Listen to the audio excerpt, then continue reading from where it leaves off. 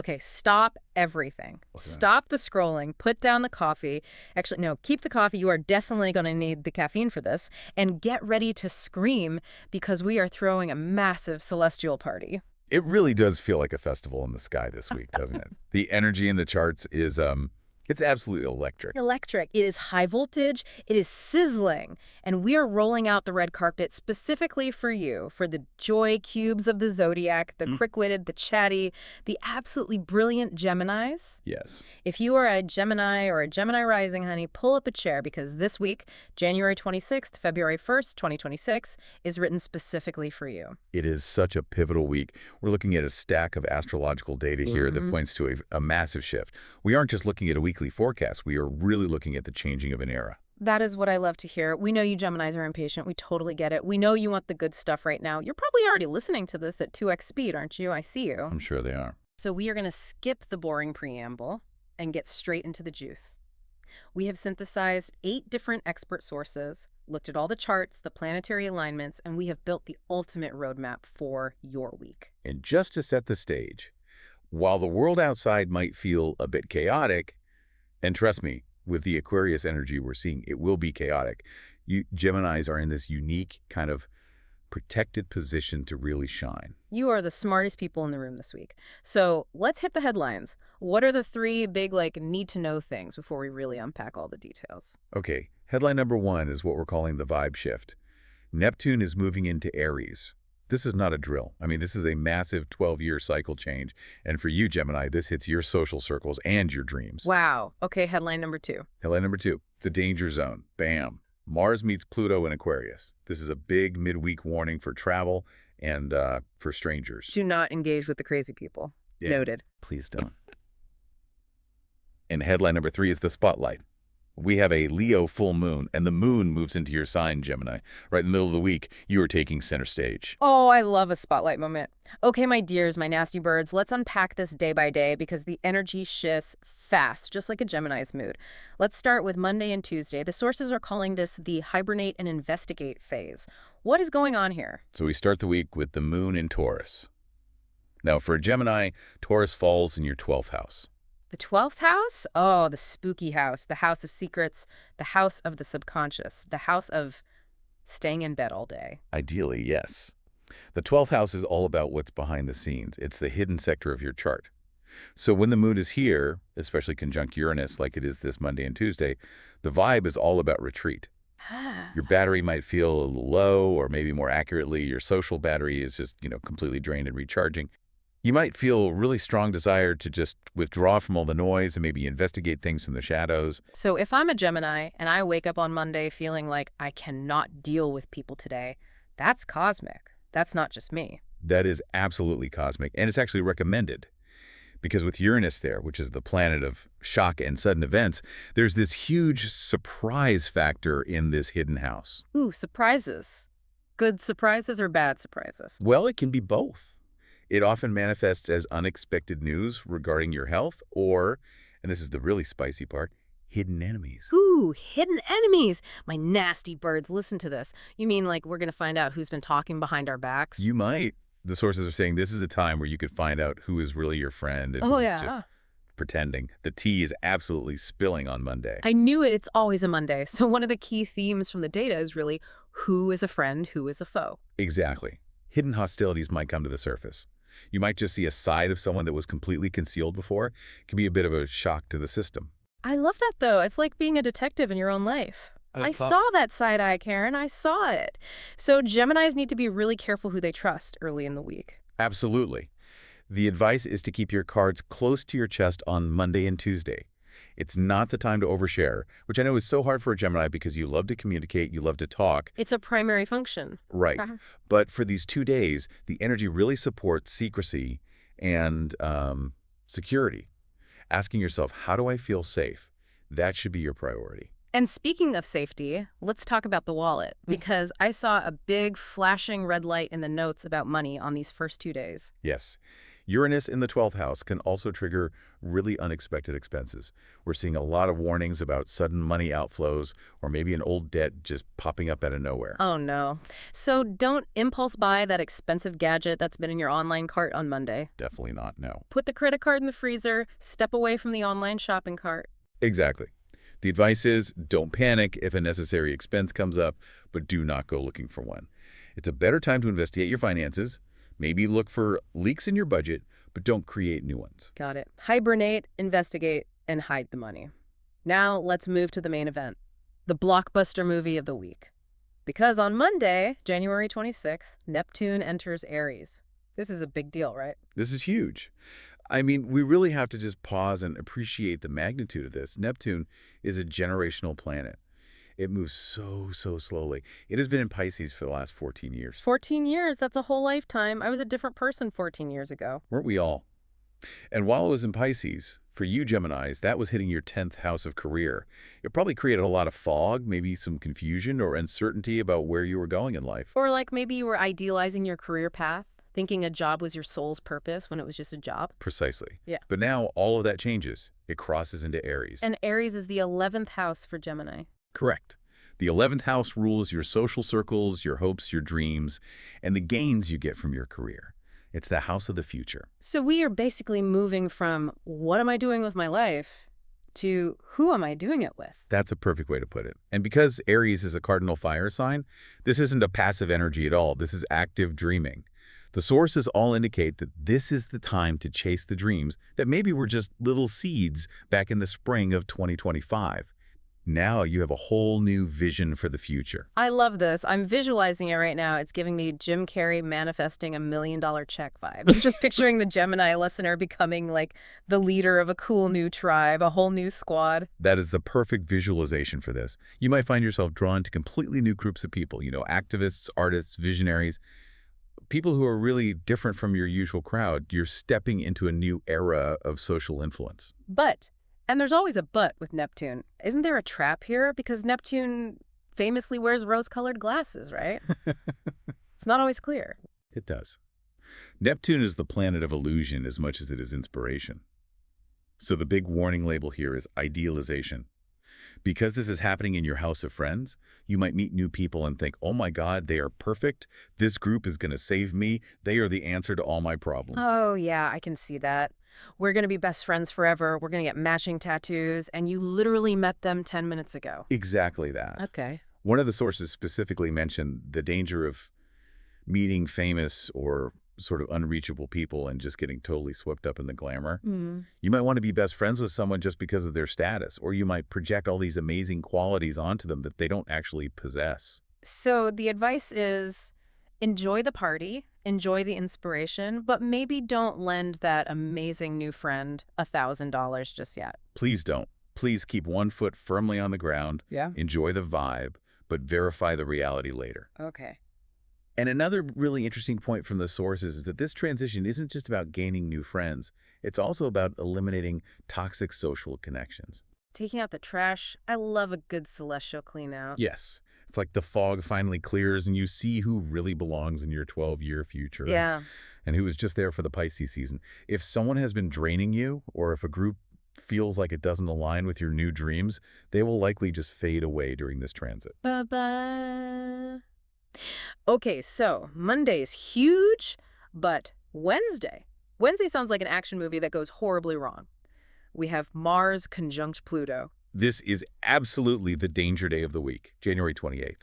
So you have Mars, the planet of war and aggression, and Pluto, the planet of destruction and transformation. And they're meeting up in Aquarius. And for Gemini, Aquarius is the 9th house. That's travel, foreigners, legal stuff, higher education. Higher education, publishing, social media. The 9th house is all about expansion and your worldview, but when Mars and Pluto are there, it's explosive expansion. The risk here is very physical and very verbal. The sources were so specific about this. They basically said, danger in travel. Do not argue with strangers. Road rage could turn ugly and turn ugly fast. It is the classic stranger danger aspect. You're at the airport, someone cuts in line, the Mars-Pluto energy in you wants to burn the entire airport down. Don't do it. Do not be that person on the viral videos screaming at the flight attendant. My Gemini dears, you are better than that. Exactly. Tension with people you don't know well is just at an all-time high. And this extends to the digital realm, too. The ninth house rules publishing and broadcasting. In the modern age, that's Twitter, that's Instagram, that's your comment section. Oh God, a tweet could literally start a war. A comment section could become a full-on battlefield. One of the sources specifically noted that aggression in written communication is highly, highly likely. You might see something online that triggers you instantly. The impulse to just destroy the other person with your words will be so strong. But we are smart Geminis. We are the joy cubes. We are clever. How do we handle this? What's the move? The strategic move is to use this energy for transformation rather than fighting. If you feel that surge of angry adrenaline, channel it. Channel it into a project. Channel it into a passionate belief you have. But do not direct it at a person. I saw a really interesting point from one of the sources, I think it was Damla, who said that while everyone else is super tense, Geminis might feel a strange kind of lightness if they just stay out of it. Yes, I loved that. Let the world burn, we are just watching. Because this is happening in your ninth house, it's almost like you can take a more philosophical view of it. You can zoom out. Oh, that's so Gemini. It is. You can see the chaos and think, wow, look at that transformation happening over there. Yeah. Without getting your hands dirty. I love that so much. Be the observer, grab the popcorn, watch the drama, don't be the drama. Precisely. And just on a practical note, be extra cautious with logistics. One source mentioned chain accidents due to weather or carelessness. Yeah. Just double check your tires, Okay. leave early for your appointments, and breathe. Okay, we survive Wednesday morning. And then the clouds part, the angels sing, because on Wednesday and Thursday, the moon moves into Gemini. The Gemini glow up. This is the moment you've been waiting for all week. The moon is in your first house. Main character energy. Finally, it's our time to shine. Really, really is.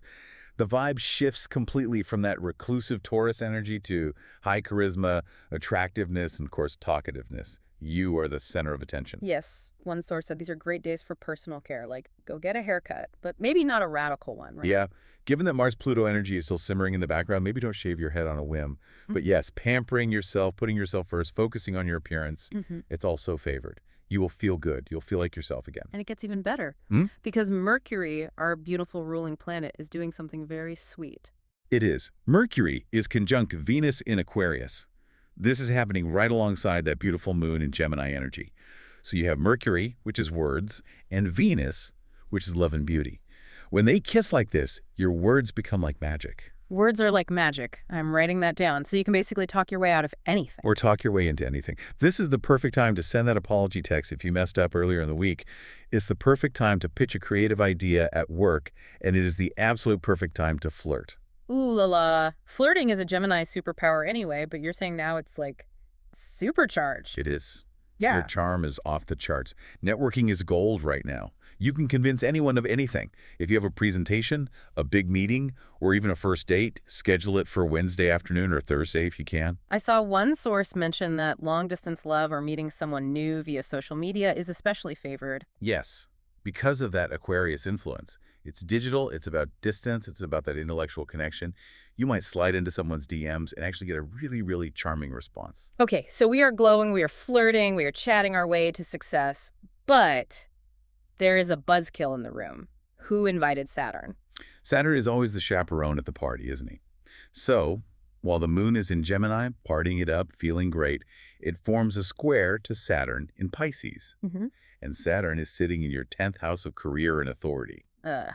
So you're in the middle of having fun, you're telling a great story, and then your boss walks in with a stack of paperwork. That's basically the feeling.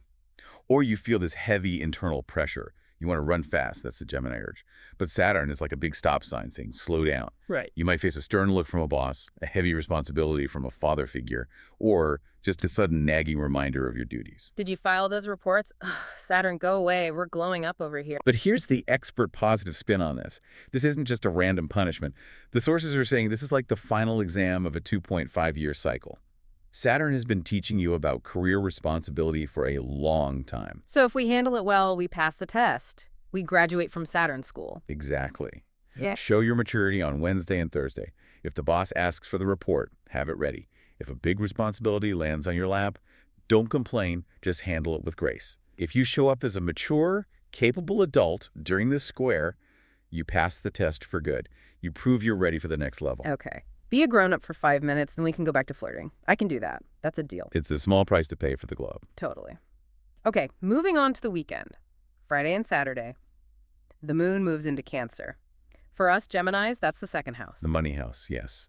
The focus shifts from who am I, which is the first house, to what do I have, which is the second house. Show me the money. But this isn't just a normal money day, is it? There's some, heavy planetary action here, too. There is. The moon joins Jupiter in Cancer, which expands things, but also some more obscure astrological points called Hades and Chronos are involved in the analysis from our sources. Hades. That sounds intense. Are we, going to the financial underworld? In a way, yes, but not in a bad way. Hades represents trash, or cleaning up, but it also represents the hidden treasures you can find within that trash. And Chronos is about authority and mastery. The combination suggests a massive cleanup of your financial resources. Cleaning up financial messes. I like that. Throwing out the trash regarding where our income comes from. What does that actually look like in real life? Well, it could be realizing that a subscription you've been paying for every month is a total waste of money, so you trash it. It could be realizing a certain client costs you more stress than they actually pay you, so you fire them, you trash that income stream. It's all about stopping one way of making money to make room for a much more profitable and soul-aligned one. Throwing out the trash to make room for the treasure. I am loving these slogans for the week. And there's an opposition to Juno in your chart at the same time. Juno rules partnerships. So the expert advice here is very, very clear. Don't rely on other people for money right now. Do not wait for someone else to pay the check. Got it. Exactly. This is all about your self-worth and your ability to generate your own income. If you're waiting for a partner to fix your finances or for a loan to come through from someone else, you might be disappointed. The power is in your hands. There was a really beautiful quote from Demla about this feeling of enlightenment that comes through this weekend. She said, Geminis are realizing their compassion has a limit. Yes, my mercy is for myself now. That is such a powerful shift for Gemini. You often scatter your energy trying to help everyone, trying to be everything to everyone, Oh, absolutely. The people-pleasing is real. It is. And this weekend, the stars are saying, liberate yourself from carrying other people's financial or emotional burdens. Focus on your own resources, your own stability. My mercy is for myself now. I'm going to embroider that on a pillow. That is self-care, honey. That is radical. It's a necessary boundary. And setting that boundary sets you up perfectly for the grand finale of the week. Sunday, February 1st. The Leo full moon.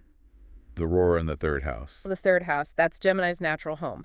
That's our playground. It's communication, siblings, neighbors, short trips, writing, contracts, all our favorite things. And a full moon brings things to a climax. It brings a conclusion, an emotional peak. So put those two things together. A massive, dramatic, emotional climax in the house of communication. So a final decision is made, and everyone's going to hear about it. What kind of scenarios are we looking at here? The sources gave some really great practical examples. Deciding to buy or sell a car. That's a classic third house theme. A vehicle. I'm buying the red convertible, or I'm finally selling that clunker that's been sitting in the driveway for 5 years. Exactly. It could also be a definitive final conversation with a sibling or a neighbor that finally settles an issue. Maybe you've been arguing about the fence line, or there's been some weird tension with your brother forever. Sunday is the day it gets resolved, once and for all. One of the sources said, what you say now leaves a permanent mark. That sounds significant. It is. Because it's a full moon, emotions are high. And because it's in Leo, it's dramatic. You aren't just whispering your decision, you are roaring it. You're making a statement. This is also a fantastic time for launching something, a social media project, a website, a blog. I'm going public. Exactly. Leo wants to be seen. Gemini wants to speak. If you launch a podcast, a blog, a TikTok channel on Sunday, it has the energy to really pop and get noticed. And what about for our single Geminis? Because I heard a very funny line, something about the Wi-Fi signal blushing. Oh, absolutely. The combination of that Leo full moon in your local environment house and all that lingering Aquarius energy makes you incredibly attractive in digital spaces or just like in your local community. So post the selfie. Is that the takeaway? Post the good selfie. Update the dating profile. Go to the local coffee shop and actually look up from your phone for 5 seconds. You are hot right now. People will notice you. Oh. You're so hot right now, even the Wi-Fi signal is blushing. I love that so much. Jim Carrey would be proud of that line. He really would. It's a playful, sexy, and really decisive energy to end the week on. Okay, my loves, we have covered a lot. But before we let you go, party, we need to do the rapid-fire don't do it list. We want to keep you safe and shining all week long. Let's synthesize all the warnings into a quick checklist. Monday and Tuesday. What is the big red light? Red light, do not lend money. If And do not make any big impulse purchases. That Uranus shock in the 12th house is just waiting to trick you. Keep your wallet closed. Wednesday, the danger day, the big one. Red light, do not road rage. I'm going to say it again. Do not fight with the taxi driver. Do not honk at the slow walker. And do not engage with trolls on Twitter. Mars and Pluto will escalate it to a level you do not want to deal with. Just don't. And what about a general warning for the whole week? I'd say don't fall for the too good to be true new friend immediately. That Neptune idealization is really strong. Just because they have cool shoes and a great story doesn't mean they are your soulmate. Give it some time. Okay, perfect. And now the green lights. What should we absolutely 100% do? Thursday. Yeah. Green light. Flirt right present. Ask for a favor. Mercury and Venus are kissing. Your charm is at an all-time high. Use it. And Sunday. Green light. Post that content. Sign that car lease. Call your brother or your sister and make peace. Be bold, be seen, and make your decision known. I feel so prepared now. I feel like I have a suit of armor and a party hat on at the same time. That's the Gemini way. Smart and ready for fun. So to wrap this whole beautiful week up, let's just summarize the hope here, because the world is crazy right now. The Aquarius-Leo axis is going through all these revolutions, these ego battles, this chaos. It is. The world is tense. But Gemini is an air sign, and you are in a supportive air trine position with all this Aquarius energy. While the fixed signs, Taurus, Leo, Scorpio, Aquarius, are really feeling the pressure, you are flowing. I love that. You are the smartest people in the room this week, so use that intelligence to navigate the chaos.